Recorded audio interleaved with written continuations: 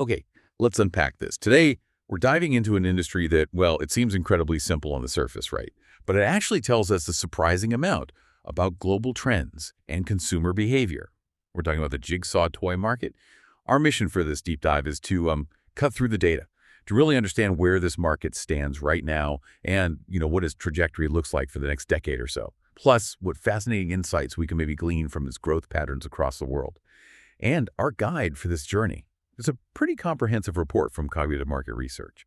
Covers 2021 right through to 2033. What's fascinating here is that even a market like Jigsaw puzzles, it can be a powerful barometer. Toy markets often reflect these deeper shifts, things like economic health, how people spend their leisure time, even cultural preferences. And to help us understand the momentum over this decade, we'll be talking about the compound annual growth rate, CAGR. Basically, think of it as the average annual growth rate, but smoothed out over time. It gives us a clearer picture of sustained momentum, which is really important for markets like this that aren't prone to huge sudden swings. Absolutely. And let's kick things off with that global overview. So in 2021, the entire global Jigsaw toy market recorded sales revenue of over $426 million. Now looking ahead, by 2025, that figure is expected to climb to more than $473 million. And if we jump forward again to 2033, projections show the market hitting a healthy $583 million. So this reflects an overall global CAGR of just over 2.6% between 2021 and 2033. At first glance, what does that global growth rate tell you? Well, it suggests a market that's, stable, mature. It's growing steadily, but it's not exactly explosive, is it? A KGR of just over 2.6%. It's respectable, definitely, but it's not like, say, some rapidly innovating tech sectors. It signals sustained interest, rather than a sudden boom. However, this global average, it can be a bit deceiving. The real story, I suspect, lies in the regional variations, where some puzzle pieces are fitting together incredibly fast and others are maybe a bit stuck. That's a crucial distinction, yeah. Okay, here's where it gets really interesting. As we peel back that global layer and start our journey across continents, we'll see where that growth is truly happening and maybe what's driving those differences. Let's start our tour in North America. All right, North America. The Jigsaw toy market there showed a value of over $104 million back in 2021. And it's projected to grow to almost $132 million by 2033. Now, what's noteworthy here is its compound annual growth rate. Just under 2%, which is actually a bit below that global average we just mentioned. That's slightly slower growth for North America, below the global average. It could point to a more saturated market, maybe, or perhaps just a different consumer landscape. It raises the question, are North American consumers just finding other ways to spend their leisure time? Or is there simply less room for new growth compared to other regions? And when we drill down into the countries within North America, we find some interesting contrasts. The United States, no surprise, it's the largest contributor, but its growth rate is pretty modest, about 1.8%. What's intriguing, though, is Canada. It shows stronger growth. Its CAGR is closer to 2.5%, so it's actually outperforming the U.S. And Mexico also contributes with a solid growth rate, just over 2.1%. Yeah, this variation within North America is quite telling. Canada's stronger growth compared to the U.S., it could be down to a number of factors. Perhaps Canadian consumers are, on average, keeping a stronger interest in traditional tabletop activities.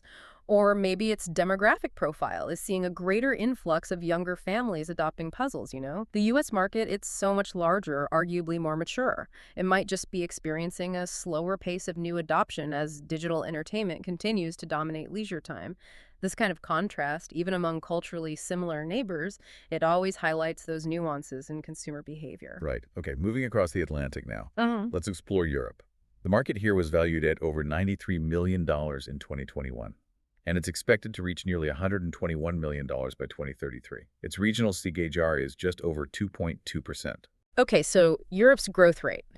A bit better than North America's, yes, but still sitting below the global average. It suggests a relatively stable, mature market, much like North America, but maybe with pockets of stronger interest or perhaps less market saturation in certain areas. It's such a continent of diverse cultures, I suspect we'll see that reflected in the country numbers. And you're absolutely right. The diversity within Europe is quite stark when you look closer. Germany, for instance, is a major player.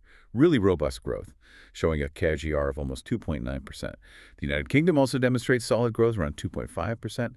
However, France lags somewhat. Its growth rate is slower, about 1.7%. And then we have countries like Russia, which presents a very modest picture, growth under 0.75%. Even Luxembourg, just over 1%. This raises an important question. What exactly accounts for such wide variations across the same continent? Germany's strong performance, it could hint at a cultural leaning towards um, tangible leisure, perhaps a resistance to purely digital entertainment. It sort of aligns with its reputation for quality board games, craftsmanship. But the contrast with France, showing slower growth, that could suggest a faster cultural pivot towards other forms of leisure, maybe.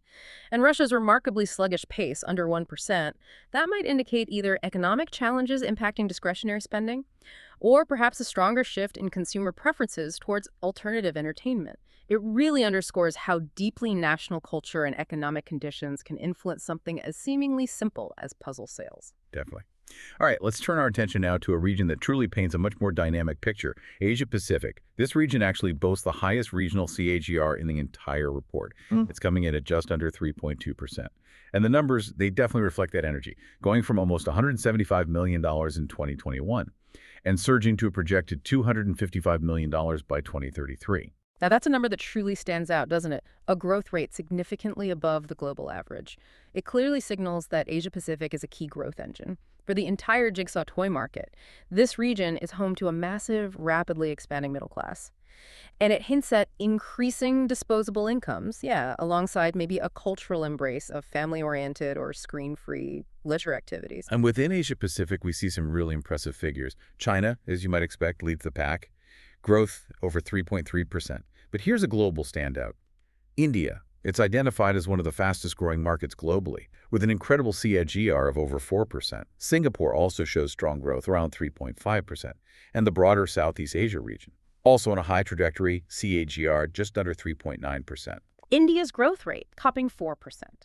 That's genuinely remarkable. It's likely not just a rising middle class, though that's part of it. It could be a confluence of factors. A huge young population base, for one, rapidly increasing internet penetration, making these products more accessible, and perhaps a growing appreciation for educational or family bonding activities as leisure options. What's fascinating is thinking about how these figures might connect to India's unique family structures, maybe the value placed on intergenerational activities, which a jigsaw puzzle perfectly facilitates, doesn't it? Singapore's robust growth, despite its smaller size, probably reflects higher disposable incomes and a strong market for quality leisure products, a different kind of economic maturity driving demand there. Interesting comparison. Okay, our next stop is South America. The market here is also showing strong momentum. The region recorded just over $20 million in 2021, growing to over $29 million by 2033, with a very healthy CGR of 3.01%. That is strong growth, certainly approaching the dynamism we saw in parts of Asia Pacific.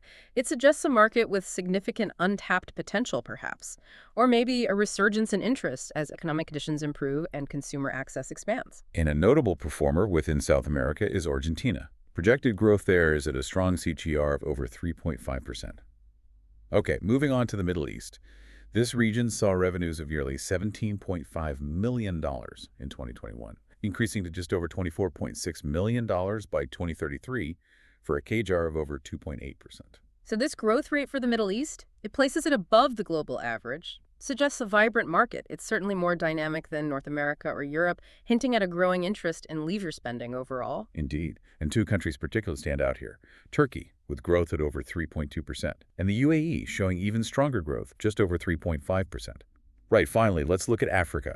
The region's jigsaw toy market stood at nearly $16 million in 2021, and it's projected to reach almost $22 million by 2033, with a CGR of just over 2.2%. Okay, so Africa's growth rate, positioned just slightly below the global average then, indicating steady but not exactly explosive expansion.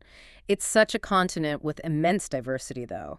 So even this regional average, it's likely hiding significant country-level variations. We should be careful not to generalize too broadly here. And that's certainly true when we look closer. South Africa, for example. It contributes the most and shows the strongest growth within the region documented here, with a TAR of just over 2.9%. So bringing it all together, what we've seen is a jigsaw toy market that globally, yeah, it's growing at a modest pace. However, that top-line figure truly hides some incredible regional differences, doesn't it? We've identified these high-momentum regions like Asia-Pacific and South America, with standout countries such as India and Argentina really blazing trails. We also saw robust growth in places like Germany, Turkey, and the UAE. And then in stark contrast, some more mature or maybe economically challenged areas like Russia, even France, they're experiencing much slower expansion. Right.